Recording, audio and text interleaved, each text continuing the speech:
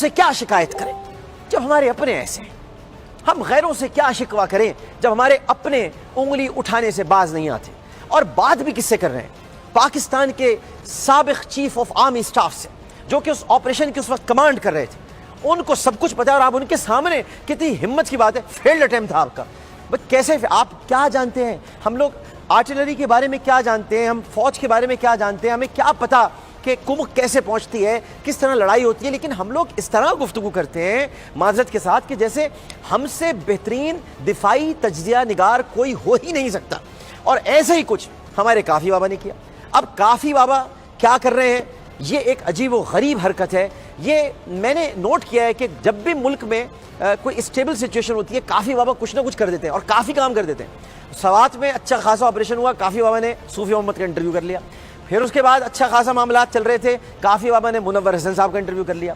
ابھی معاملات دوبارہ کچھ درست ہو رہے ہیں تو کافی بابا نے ایک اور انٹرویو کر لیا۔ اور میں حیران ہوں کہ جو انٹرویو دے رہے ہیں، کیا وہ یہ باتیں کرتے وقت سوچ رہے تھے کہ وہ کیا باتیں کر رہے ہیں؟ ذرا گفتگو کافی بابا کی سنیے۔ جنرل راحیل شریف صاحب کل منگل کا دن ہے، کل کمانڈ سونپ رہے ہیں اور کمانڈ سونپنے کے بعد وہ ریٹائر ہو جائیں گے۔ لیکن ابھی ان کے جانے میں 24 گھنٹے سے کچھ زیادہ وقت، اب تو کم ہوتا جا رہا ہے، بچے ہیں۔ لیکن یہ جو ہمارے کافی بابا ہیں اور دیگر اینکرز ہیں، اور کچھ میں آپ کو ٹویٹس بھی دکھاؤں گا، ایک سرل المیڈا کی ٹویٹ ہے، ایک احمد نورانی صاحب کی ٹویٹ ہے، ذرا آپ دیکھیے انڈیا کیا کر رہا ہے اور پاکستان میں کیا ہو رہا ہے، آپ خود حیران ہو جائیں گے۔ میں حیران ہوں کہ ہمارے ملک کے اینکر پرسنز کو کیا ہو گیا ہے، ہمارے ملک کے میڈیا اینالسٹ کو کیا ہو گیا ہے، یہ کیوں اس طرح کی باتیں کر رہے ہیں، یہ اپنی فوج کو کیوں اس وقت انگلی اٹھا رہے ہیں، جبکہ یہ بہت ہی کشیدہ صورتحال ہے۔ ذرا دیکھیے کافی بابا کا انداز گفتگو اس کشیدہ صورتحال میں۔ جنرل راحیل شریف صاحب، وہ آپ کے ساتھ تعلق بھی تھا ان کا، انہوں نے آپ کے زیر کمانڈ سرو بھی کیا۔ یہ جو الحمدللہ ان کا ایک بہت بڑا اچھا امیج بن گیا تھا، واقعی وہ اتنے عظیم انسان تھے یا کہ ان کا امیج بنا دیا گیا تھا؟ جنرل راحیل شریف کے بارے میں، اس کی پروفیشنلزم کے بارے میں کسی کو کوئی شک نہیں تھا، اس کے نیک نیتی کے بارے میں کسی کو کوئی شک نہیں تھا۔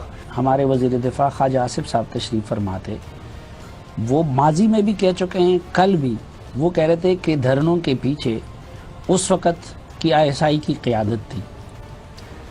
دیکھیں جی، وہ تو ڈیفنس منسٹر تھے، ڈیفنس منسٹر کی پوزیشن ان کے پاس ہے، شاید ان کے پاس ایسی کوئی انفارمیشن تھی جس کی بنیاد کے اوپر انہوں نے یہ بات کی۔ میرے پاس انفارمیشن ایز سچ اس قسم کی نہیں ہے جس کو پبلک میں آپ کے تھرو کہہ دوں کہ جی الزام لگا دو۔ لیکن جنرل صاحب، جتنا میں فوجی سٹرکچر کو جانتا ہوں یا اس کے اداروں کے سٹرکچر کو جانتا ہوں، پاکستان میں یہ پاسبل نہیں ہے کہ کسی DGI DGMI یا کوئی کور کمانڈر یا کوئی دوسرا آرمی چیف کی بلیسنگ کے بغیر کوئی قدم اٹھائے۔ مثلا اب یہ ثابت بھی ہو چکا وہ وقت میں بھی کہ اگر جنرل حمید گل نے IGI بنائی تھی تو جنرل اسلم بیگ کے کہنے پہ بنائی تھی، تو کیا یہ پاسبل تھا کہ آرمی چیف کے گرین سگنل کے بغیر یہ سب کچھ کوئی نیچے کا بندہ کر رہا تھا؟ کانسپریسیز کا تعلق ہے، کانسپریسیز لوگ بناتے ہیں اور بنا کے کئی مرتبہ لوگوں کو مجبور کر دیتے ہیں کہ اس کا حصہ بن جائے، ایسی سچویشن بن جائے۔ فرض کریں اگر یہ اسی دھرنے کے دوران اگر کوئی ایسی بات آ جاتی جہاں پر سے درجنوں میں یا سینکڑوں میں لوگوں کی موت ہو جاتا یا کوئی اس قسم کی کارروائی ہو جاتی، لینڈ آرڈر سے ریلیٹڈ بہت ہی سیریس معاملہ ہو جاتا، اور وہاں پر وہ اس قسم کا سرکمسٹانس ایسے بنتا ہے جہاں پر کسی کو کمپیل کیا جا سکے اور اس کو کہا جائے، اس کو ٹریپ کیا جائے، نہ چاہتے ہوئے بھی کئی مرتبہ چیزیں ہو جاتی ہیں۔ جنرل پرویز مشرف کے خلاف کارروائی پہ تو جنرل راحیل شریف صاحب بھی ناراض تھے نا، تو اب دو رائے نہیں ہو سکتی نا کہ جنرل پرویز مشرف کو بچایا جنرل راحیل شریف صاحب نے۔ اب یس ڈائریکشن میں سگنیچرز ہیں، بالکل سگنیچرز ہیں اس کے۔ ہماری سیاست میں بھی بہت سارے لوگ فوج کے ترجمان بنے ہیں، خود ساختہ، میڈیا میں بھی بہت سارے لوگ بنے ہوئے ہیں۔ وہاں مسلسل یہ امپریشن دیا جاتا رہا کہ انڈیا کے ساتھ ریلیشن کے معاملے پہ جنرل راحیل شریف اور میاں نواز شریف کا بڑا شدید اختلاف ہے، تو اس حوالے سے آپ نے کبھی کوئی اختلاف محسوس کیا؟ کسی اسٹیج کے اوپر کیبنٹ میں یا میاں صاحب کے ساتھ کبھی ہماری ایک چھوٹی کمیٹی بھی ہے جہاں پر پولیٹیکل معاملات کے لیے ہم منسٹرز کوئی 7-8 ہیں، 6-7 ہیں، اور کچھ لوگ ہوتے ہیں کبھی میاں صاحب سے ملاقات کرتے رہے. اس قسم کی بات چیت سامنے نہیں آئی جہاں پر یہ بتایا جائے کہ سیول حکومت کا ویو پوائنٹ آرمی کے ویو پوائنٹ سے یا ملٹری کے ویو پوائنٹ سے ڈفرینٹ ہے. ناظرین محترم، مجھے تو اس انٹرویو کا سر پیر سمجھ میں نہیں آ رہا یہ کیوں کیا جا رہا ہے. اور لیکن پہلے تو میں بتا دوں یہ امیج نہیں ہوتا، امیج ہوتا ہے. امیج کوئی لفظ نہیں ہوتا، امیج ہے. کافی بابا تو امیج کہتے ہیں، امیج. آپ کا بھی امیج خراب ہوتا جا رہا ہے روز بروز، تو اس پر توجہ دیجیے. اور پتہ نہیں آئینے میں بھی صحیح آ رہا ہے امیج کے نہیں آ رہا ہے، بٹ اس پر ذرا توجہ آپ کو دینے کی ضرورت ہے. مجھے کافی بابا سمجھ میں نہیں آیا کہ آپ نے بغیر شال اوڑے یہ انٹرویو کیوں کیا ہے اور یہ کس لیے آپ نے کیا ہے، اس کی وجوہات کیا تھیں، کیوں کرنا چاہ رہے ہیں آپ. کیونکہ آپ جو سوالات اس میں کر رہے ہیں اس میں آپ کو جواب نہیں مل رہا اور آپ خود بھی کچھ جوابات دے رہے ہیں. جب آپ کو پتہ ہے، کیونکہ آپ کہہ رہے ہیں جتنا میں فوج کے بارے میں جانتا ہوں اس کے مطابق فوجی جو آپ جانتے ہیں آپ کے علم کے مطابق ISI کا چیف کبھی بھی چیف آف آرمی اسٹاف کی مرضی کے بغیر کام نہیں کرتا. تو جب آپ کو یہ بات پتہ ہے، آپ کو یہ بات پتہ ہے، تو پھر خواجہ صرف جھوٹ بول رہے ہیں نا، جھوٹ بول رہے ہیں نا. وہ تو پہلے سے جھوٹے مشہور ہیں. بجلی کے معاملے میں کتنا جھوٹ بولا انہوں نے. مشاہد اللہ بھی جھوٹے ہیں. جب آپ کو پتہ ہے ایسا ہوتا ہے تو پھر سوال کیوں کر رہے ہو بھائی؟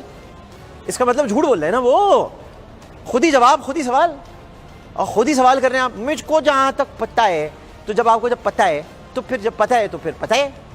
اس کے بعد پھر کاہے کو آپ سوال کر رہے ہیں؟ اور پھر اس کے بعد یہ کیا جنرل راحیل شریف صاحب واقعی ایسی شخصیت ہیں. اب میں کافی بابا اب پھر بہت کافی ہو جائے گا، مطلب آپ بھی کیا واقعی ایسی شخصیت ہیں جو آپ نظر آ رہے ہیں. یہ جو آپ کو راحیل شریف کے اندر اچانک برائیاں دکھنی شروع ہو گئی ہیں، کافی بابا آپ کا چینل تو راحیل شریف صاحب کو بہت بڑی سرخیاں لگاتا رہا ہے. ان کی بہت آپ کا چینل سرخیاں بھی لگاتا رہا ہے، اور باقاعدہ آپ کا جو چینل ہے وہ جو اخبار جس سے آپ منسلک کے کالم بھی لکھتے ہیں وہ بھی بہت ہیڈ لائنز لگاتا رہا ہے. تو آج راحیل شریف صاحب میں آپ کو برائیاں اتنی کیوں نظر آ گئیں؟ اس لیے نظر آ گئیں، اس لیے نظر آ گئیں. کس لیے؟ کیونکہ کسی اور کو بھی نظر آ رہی ہیں، ان کو نظر آ رہی ہیں جو آپ کو بھی نظر آ رہی ہیں. وہ بھی یہی ہیں، آپ بھی یہی ہیں. پاکستانی فوج کے خود ساختہ ترجمان میڈیا میں بیٹھے ہیں، مان لیا، اچھی بات ہے. لیکن بھارت کے خود ساختہ ترجمان جو میڈیا میں بیٹھے ہیں انہیں ہم ایکسپوز ضرور کریں گے، کیونکہ یا تو راحیل شریف سے آپ کو تکلیف ہے یا ان کو تکلیف ہے. کن کو ذرا دیکھ لیں.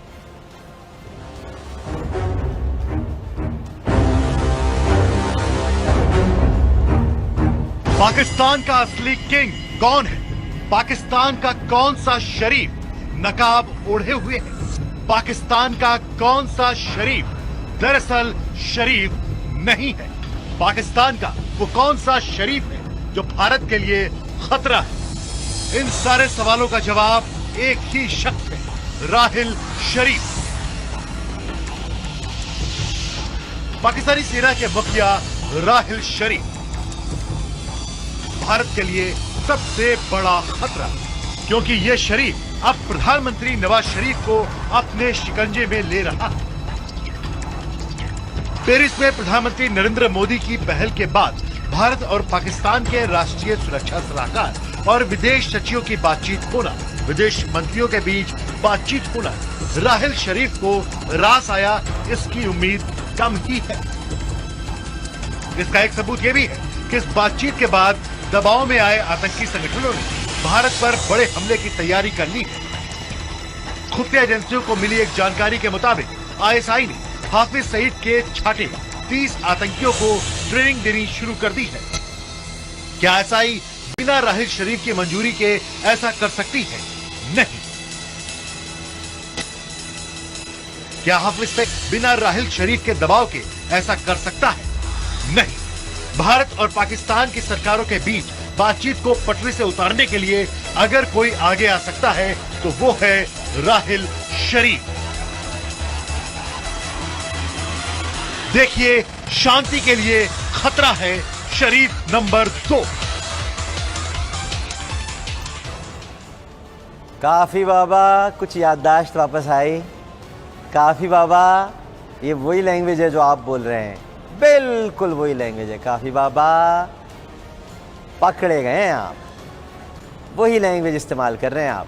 اگر صرف اس آدمی کی آواز وہاں سے ہٹا دی جائے اور آپ کی لگا دی جائے تو پتہ چلے گا نہیں کون ہے. نہیں، وہ کافی بابا ہوں گے.